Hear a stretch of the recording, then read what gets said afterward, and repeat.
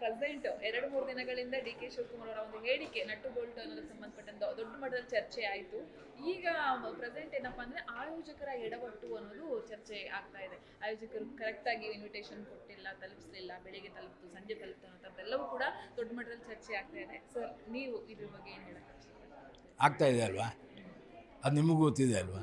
ಬಿಟ್ಟುಬಿಡಿ ಅಟ್ಟೆ. ಮತ್ತೆ ಚರ್ಚೆ ಮಾಡೋದ್ರಲ್ಲಿ ಏನೂ ಅರ್ಥ ಇಲ್ಲ. ನನಗನ್ಸೋದು ಯಾವುದೋ ಒಂದು ಈವೆಂಟ್ ಆದಾಗ ಆ ಈವೆಂಟ್ನ ಮೇಯ್ನ್ ಫೋಕಸ್ ಏನು ಅಂತ ಅರ್ಥ ಮಾಡ್ಕೋಬೇಕು. ನಮಗೆ ಇಲ್ಲಿ ಬಹಳ ಮೇಯ್ನ್ ಫೋಕಸ್ ಏನು ಅಂದರೆ, ಒಂದು ಇಂಟರ್ನ್ಯಾಷನಲ್ ಫಿಲ್ಮ್ ಫೆಸ್ಟಿವಲ್ ಮಾಡ್ತಾಯಿದ್ದೇವೆ. ಬೆಂಗಳೂರು ಒಂದು ಅರ್ಥದಲ್ಲಿ ಅಂತಾರಾಷ್ಟ್ರೀಯ ಮಟ್ಟದ ಭೂಪಟದಲ್ಲಿ ಭಾಳ ದೊಡ್ಡ ಮಟ್ಟದ ಮಾರ್ಕ್ ಮಾಡ್ತಾಯಿದೆ. ಅಂಥ ಸಮಯದಲ್ಲಿ ಇವುಗಳನ್ನೆಲ್ಲ ಪಕ್ಕಕ್ಕೆ ಇಟ್ಬೋಣ. ಆಯೋಜಕರು ಹಂಗೆ ಮಾಡಿದ್ರು, ಡಿ ಕೆ ಶಿ ಹೀಗೆ ಹೇಳಿದ್ರು, ಇವೆಲ್ಲವನ್ನು ಪಕ್ಕಕ್ಕಿಟ್ಟಾಗ ನಾವು ಫೋಕಸ್ ಮಾಡಬೇಕಾಗಿದ್ದು ಸಿನಿಮಾಗಳ ಬಗ್ಗೆ. ನಾನು ನಿನ್ನೆ 1-2 ಸಿನಿಮಾ ನೋಡಿದೆ, ಇವತ್ತೊಂದು 2 ಸಿನಿಮಾ ನೋಡಬೇಕು ಅಂತ ಬಂದಿದ್ದೀನಿ. ಸೊ ಒಂದು ಮಾರ್ಕ್ ಮಾಡ್ಕೊಂಡಿದ್ದೀನಿ. ಭಾಳಷ್ಟು ಒಳ್ಳೆ ಸಿನಿಮಾಗಳು ಬಂದಿದೆ, ಭಾಳ ಖುಷಿಯಾಗುತ್ತೆ. ನಾನೊಬ್ಬ ಸಿನಿಮಾ ವಿದ್ಯಾರ್ಥಿಯಾಗಿ ಇಷ್ಟನ್ನೇ ಹೇಳೋದು, ಎಲ್ಲ ಒಂದು ಮದುವೆ ಸಮಾರಂಭ ಆಗುವಾಗ ಅಥವಾ ಒಂದು ಹಬ್ಬ ಹರಿದಿನ ಆಗುವಾಗ ಸಾಕಷ್ಟು ಎಡವಟ್ಟುಗಳಾಗುತ್ತೆ. ಆ ಎಡವಟ್ಟುಗಳನ್ನು ಸರಿಪಡಿಸ್ಕೊಳ್ಬೇಕಾಗದ್ದು ಮತ್ತು ಅದಕ್ಕೆ ಸಂಬಂಧಪಟ್ಟಂಥ ಅಧಿಕಾರಿಗಳ ಜೊತೆ ಅದನ್ನು ಚರ್ಚೆ ಮಾಡುವಂಥದ್ದು, ಅದು ಬಹಳ ಮುಖ್ಯ. ಅದನ್ನು ನಾವು ಪಬ್ಲಿಕಲ್ಲಿ ಸುಮ್ಮನೆ ಚರ್ಚೆ ಮಾಡ್ತಿದ್ರೆ ಅದು ಏನೂ ಸ್ವಾರಸ್ಯ ಇರೋಲ್ಲ.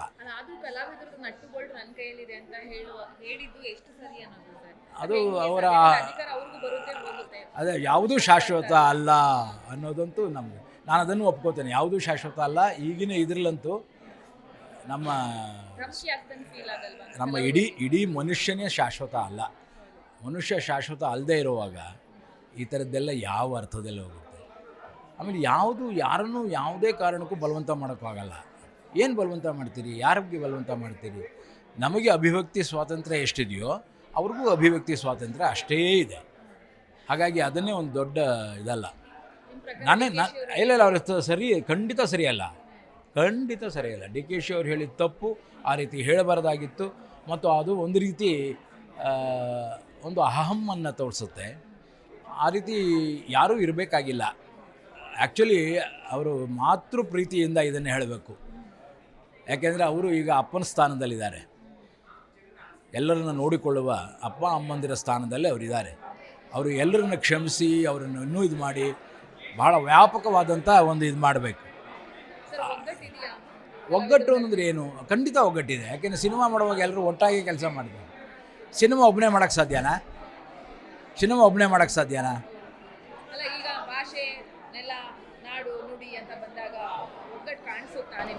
ಈಗ ಆಯಾ ಪಕ್ಷಗಳ ಬ್ಯಾನರಲ್ಲಿದ್ದಾಗ ಅದು ಕಾಣಿಸಲ್ಲ. ಯಾವುದೇ ಆಗಲಿ ಆ ಪಕ್ಷಗಳಿಗೆ ಸೀಮಿತವಾಗಿರ್ತದೆ. ನೀವು ಕನ್ನಡಕ್ಕಾಗಿ ಎಂದಾಗ ಅದಕ್ಕೊಂದು ಅರ್ಥ ಇರುತ್ತೆ. ನಮ್ಮಲ್ಲಿ ಏನಾಗಿದೆ ಅಂದರೆ, ಈಗ ಕನ್ನಡ ಭಾಷೆಯ ಅಸ್ಮಿತೆಯನ್ನು ಒಟ್ಟಾರೆಯಾಗಿ ಹಿಡಿಯುವಂತಹ ಒಬ್ಬ ನಾಯಕ ಇಲ್ಲ. ಆದರೆ ಆ ನಾಯಕ ಇಲ್ಲ ಅಂದ ಮಾತ್ರಕ್ಕೆ ಕನ್ನಡ ಅಸ್ಮಿತೆ ಇಲ್ಲ ಅಂತಲ್ಲ. ಕನ್ನಡ ಅಸ್ಮಿತೆ ಇದೆ. ನಾವು ನಮ್ಮ ಕೆಲಸಗಳಲ್ಲಿ ನಾವು ಮಾಡ್ಕೋತ ಹೋಗ್ತಾ ಇದ್ದೀವಿ. ನಮ್ಮ ಪಾಡಿಗೆ ನಾವು ಮಾಡ್ತಾಯಿದ್ದೀವಿ. ಸೊ ನಮ್ಮ ಕೆಲಸ ನಾವು ನಿಲ್ಲಿಸಿಲ್ಲ. ಹಾಗಂತ ಹೇಳಿ ಯಾರು ಮಾಡಲೇ ಇಲ್ಲ ಅನ್ನೋದು ತಪ್ಪಾಗುತ್ತೆ. ನಾಯಕ ಅಂದರೆ ಏನರ್ಥ? ಅಣ್ಣವ್ರ ಥರ ನಾಯಕ ಇಲ್ಲ, ಅದು ಒಪ್ಕೊಳ್ಳೋಣ. ಹಾಗಾದರೆ ಬೇರೆಯವರು ನಾಯಕರಲ್ವೇ? ಎಲ್ಲರೂ ನಾಯಕರೇ. ಒಂದು ಚಳುವಳಿ ಆಗಬೇಕಾದ್ರೆ ಆ ಚಳುವಳಿಯ ಹಿಂದೆ ಒಂದು ತಾತ್ವಿಕವಾದ ಒಪ್ಪಂದ ಇರಬೇಕಾಗ್ತದೆ. ಯಾವ ತಾತ್ವಿಕ ಒಪ್ಪಂದದ ಮೇಲೆ ನೀವು ಈ ಚಳುವಳಿಗಳನ್ನು ಪ್ರಾರಂಭ ಮಾಡ್ತೀರಿ? ನಿಮ್ಮ ಪಕ್ಷದ ಚಿಹ್ನೆಗಳ ಮೇಲೆ ಮಾಡಿದಾಗ ಅದು ನಿಮ್ಮ ಪಕ್ಷಕ್ಕೆ ಸೀಮಿತ, ಅವರ ಕಾರ್ಯಕರ್ತರಿಗೆ ಸೀಮಿತ.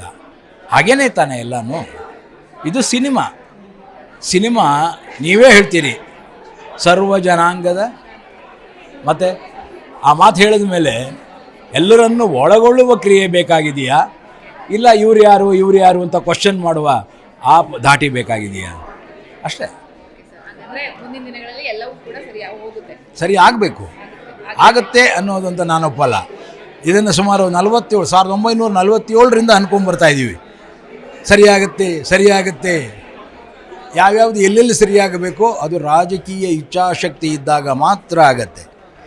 ಒಂದು ಸಿನಿಮಾ ನಗರಿಯನ್ನು ನಿರ್ಮಾಣ ಮಾಡ್ತೀನಿ ಅಂತ ಹೇಳಿದ್ರು. ಯಾರು ಹೇಳಿದ್ರು ಮೊದಲು? ನಿಮ್ಮ ಇದಕ್ಕೆ ಪ್ರತಿ ಮುಖ್ಯಮಂತ್ರಿಗಳು ಕೂಡ ಸಿನಿಮಾ ನಗರಿ ಮಾಡ್ತೇವೆ ಇದ್ದ 150 ಎಕರೆ ಹೆಸರುಗಟ್ಟದಲ್ಲಿ ಅದನ್ನು ವಾಪಸ್ ತಗೊಂಡ್ಬಿಟ್ರು. ಯಾವ ಸರ್ಕಾರ?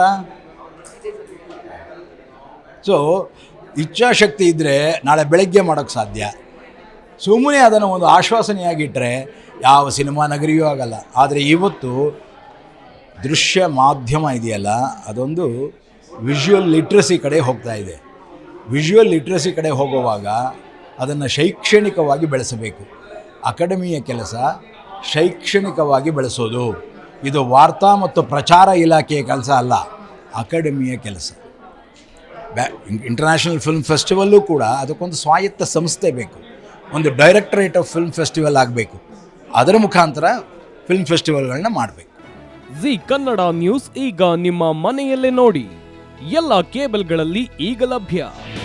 ನಿಮ್ಮ ನೆಚ್ಚಿನ ಜಿ ಕನ್ನಡ ನ್ಯೂಸ್ ಈಗ ಸನ್ ಡೈರೆಕ್ಟ್ ನಲ್ಲಿ number 292, Tata play number 1664, Jio TV number 1334, NXT digital number 30, in cable number 30, city networks 51, U digital number 162, GTPL number 17, Rockline telecommunications number 42, Shri Basaveshwara cable number 168, rural cable network 60, Vinayaka digital 57, Abhishek cable 821, city channel 53, Siddeshwara cable network 57, V4 digital Infotech 628, Surya digital networks 53, Gajanan digital number 836, Malnad infotech private limited number 56, Metrocast number 830, Victory digital number 167ರಲ್ಲಿ ನೋಡಿ ಆನಂದಿಸಿ.